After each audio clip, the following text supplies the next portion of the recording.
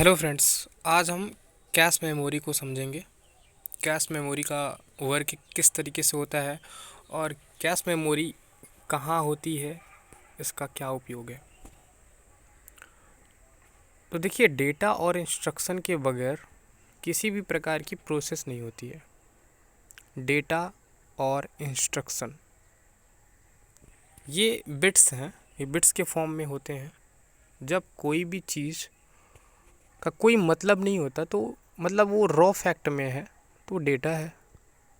Instruction है मतलब set, किसी भी रूल्स हैं जिसका सेट है तो वो इंस्ट्रक्शन में आ जाता है। इसके हिसाब से प्रोसेस होती है सीपीयू के अंदर। तो जो प्रोसेस होती है वो सबसे पहले सीपीयू अगर किसी से लेता है या फिर देता है वो कैश मेमोरी होता है। ये कैश मेमोरी बहुत ही हाई स्पीड मेमोरी होती है और बहुत महंगी मेमोरी भी होती है। ये 2 MB तक, 2 मेगाबाइट तक इसकी स्टोरेज होती है। ये ज़्यादा स्टोरेज इसके पास नहीं होती है, लेकिन ये बहुत ही फास्टेस्ट मेमोरी होती है, बहुत ही फास्ट मेमोरी। आपने जैसे कि बहुत बार अपने फ़ोन में बहुत सारी चीज़ें स्टोर करते हैं, वो सारी चीज़ें तो सेकेंडरी डिवाइस में या फिर स्टोर होती हैं। आप मेमोरी कार्ड का यूज़ भी करते हैं।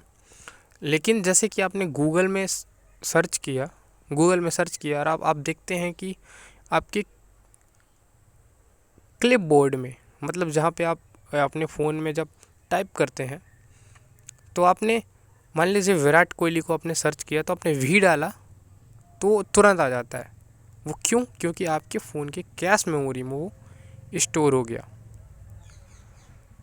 तो कैश मेमोरी का इफ़ेक्ट आप देख सकते हैं कि आपने किसी भी चीज़ को एक बार सर्च कर लिया तो वो स्टोर हो जाता है जब तक कि आप डिलीट ना करें। अगर आपने डिलीट कर दिया खुद तो ठीक है, नहीं तो वो स्टोर रहेगा। कैश मेमोरी इस प्रकार की इतनी ताकतवर मेमोरी है, इतनी इफ़ेक्टिव मेमोरी है, ताकतवर की जगह इफ़ेक्टिव मेमोरी। तो सीपीयू किसी भी चीज़ को, किसी भी इंस्ट्रक्शन को लेने के लिए सबसे पहले कैश मेमोरी का यूज किया करता है। और अगर कैश मेमोरी के पास इंस्ट्रक्शन नहीं है तो फिर वो रैंडम एक्सेस मेमोरी को बोलता है कि मुझे अब इंस्ट्रक्शन चाहिए, या फिर इंस्ट्रक्शन भेजता है। तो इसमें यही लिखा है, ये जो सामने है इसमें यही सारी चीज़ें बताई गई हैं और उनके सीपीयू की परफॉर्मेंस को बताता है। कैश मेमोरी की साइजेस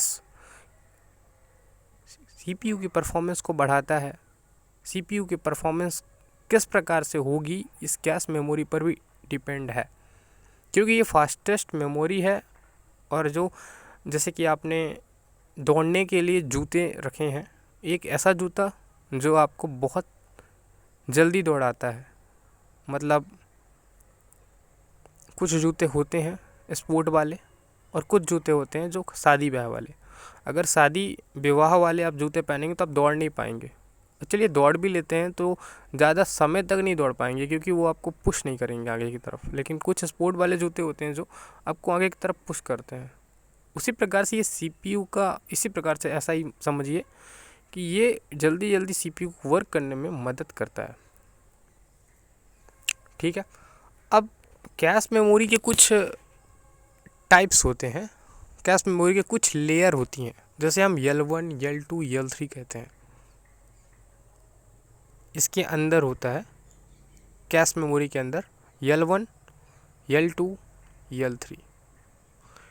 कैश मेमोरी महंगी बहुत होती हैं सेकेंडरी मेमोरी के कंपेयर में। तो नीचे हम देखते हैं कुछ ठीक ठाक लिखा है। सबसे पहले तो आप इसको देख लीजिए, ये स्ट्रक्चर है। पहले प्रोसेसर हो गया, फिर L1 कैश हो गई, फिर L2 कैश हो गई, यहाँ पे L3 लिखा नहीं है, और फिर रैम हो गया। तो इस प्रकार से एक हायरार्की बताया गया है, किस प्रकार से आप कंप्यूटर में रखते हैं इन कैश को। ठीक है।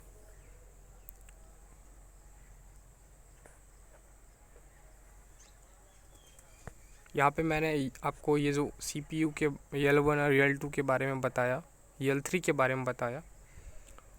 जब मदरबोर्ड पे कोई कैश मेमोरी लगी होती है उसको L3 कह देते हैं। मदरबोर्ड पे the cash on the motherboard is called level 3 cash. तो बस कैश मेमोरी इतना ही इम्पोर्टेंट है अभी समझने के लिए, वरना कैश मेमोरी का तो बहुत बड़ा रोल है इस कंप्यूटर के वर्ल्ड में। लेकिन अभी कैश मेमोरी को हम इतना समझे, ये बहुत फास्टेस्ट मेमोरी है, एक्सपेंसिव मेमोरी है और बहुत ही इम्पोर्टेंट मेमोरी है for the fastest execution. Okay.